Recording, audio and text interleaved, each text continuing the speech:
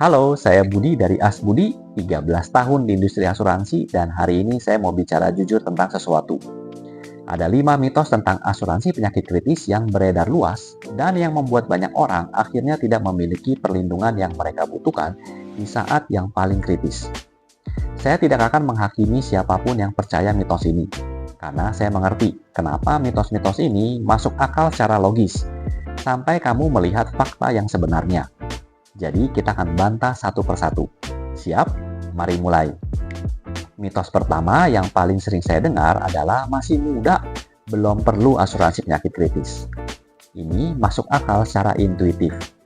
Di usia 30-an, badan masih fit. Penyakit kritis terasa masih jauh banget. Tapi ada dua fakta yang mengubah perspektif itu. Fakta pertama, penyakit kritis tidak kenal usia. Kanker, serangan jantung, stroke, trennya makin banyak terjadi di kelompok usia produktif dari usia 35 hingga 50 tahun.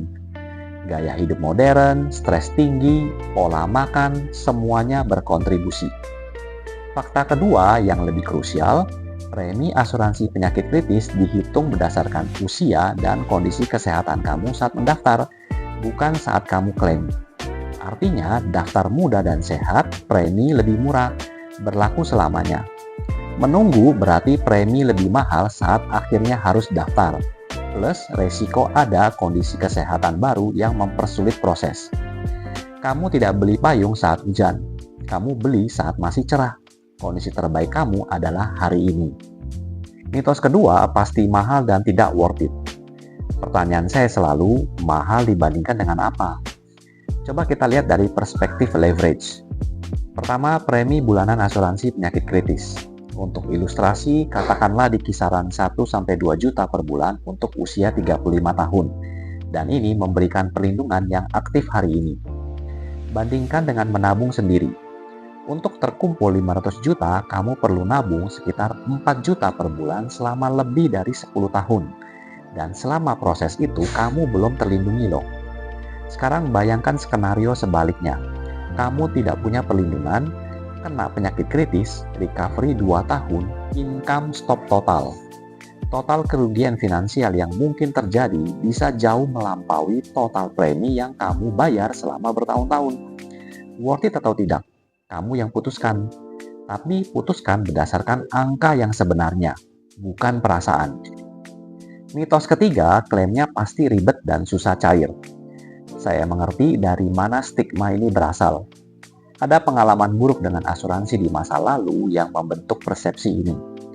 Tapi izinkan saya jelaskan bagaimana klaim asuransi penyakit kritis ini bekerja. Mekanismenya sebenarnya berbeda dari asuransi kesehatan. Tidak ada kwitansi RS yang perlu dikumpulkan, tidak ada verifikasi tindakan per tindakan. Prosesnya, dokter mendiagnosis kondisi kritis yang sesuai polis, dokumen polis dilengkapi, dan dana cair sekaligus atau lamsam ke rekening kamu, bebas digunakan untuk apapun. Kunci agar klaim berjalan lancar adalah pahami polis sebelum tanda tangan, jujur saat pengisian formulir awal, dan simpan dokumen medis dengan baik. Klaim yang bermasalah hampir selalu berasal dari informasi yang tidak lengkap di awal, bukan dari sistem yang sengaja mempersulit. Mitos keempat, sudah ada BPJS, tidak perlulah yang lain. Dan saya mulai dengan ini. BPJS Kesehatan adalah salah satu pencapaian terbesar sistem perlindungan sosial di Indonesia. Saya serius bilang ini. Tapi BPJS dirancang untuk satu fungsi spesifik, menanggung biaya layanan medis, seperti dokter, rawat inap, operasi, dan obat-obatan. Yang BPJS tidak dirancang untuk lakukan adalah menggantikan income kamu yang hilang saat kamu tidak bisa bekerja. Bayangkan, kamu kena kanker, kemo ditanggung BPJS, hebat. Tapi recovery butuh 18 bulan. Income kamu totally stop. Cicilan, sekolah anak, belanja bulanan, itu bukan ranahnya BPJS. Ini bukan kekurangan BPJS. Ini perbedaan fungsi. Asuransi penyakit kritis mengisi gap itu. Keduanya adalah tim, bukan pesaing. Mitos kelima, dan ini yang paling berbahaya. Nanti aja deh, tunggu ada tanda-tanda baru masuk. Masalah dengan logika ini, asuransi tidak bisa dibeli setelah kamu tahu kamu sakit. kamu tidak bisa mengasuransikan rumah yang sudah terbakar. Kalau sudah ada diagnosis seperti kanker, masalah jantung, ataupun stroke, perlindungan untuk kondisi tersebut sudah tidak bisa diajukan lagi, atau mungkin bisa diajukan tapi dengan sangat terbatas. Dan setiap tahun yang kamu tunda, dua hal bisa terjadi. Satu, usia bertambah artinya premi jauh lebih mahal. Dan yang kedua, resiko muncul kondisi kesehatan baru yang mempersulit underwriting. Menunda bukan pilihan netral. Ada biaya nyata dari setiap tahun yang berlalu tanpa perlindungan. Waktu terbaik untuk mulai adalah saat kamu masih sehat dan muda. Dan kemungkinan besar waktu itu adalah sekarang. Sebelum saya tutup, ada beberapa hal yang saya ingin kamu tahu sebelum membuat keputusan. Pertama, setiap situasi berbeda.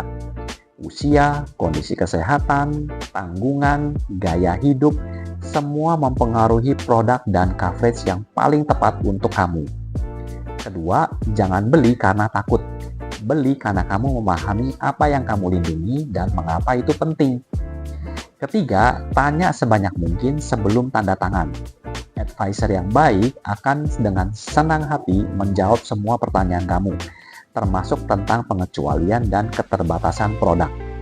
Formula sederhana untuk starting point adalah income setahun dikali 5. Itu adalah target dana cadangan kamu. Itulah 5 mitos yang saya harap bisa memberikan gambaran yang lebih jelas. Kalau setelah menonton ini kamu merasa ingin ngobrol lebih lanjut, bukan untuk langsung beli, tapi untuk memahami situasimu lebih baik, saya buka free 15-minute clarity chat via WhatsApp. Link ada di deskripsi. Subscribe kalau konten ini bermanfaat dan share ke seseorang yang mungkin masih percaya salah satu dari mitos ini. Saya Budi dari As Budi, sampai berjumpa di video berikutnya.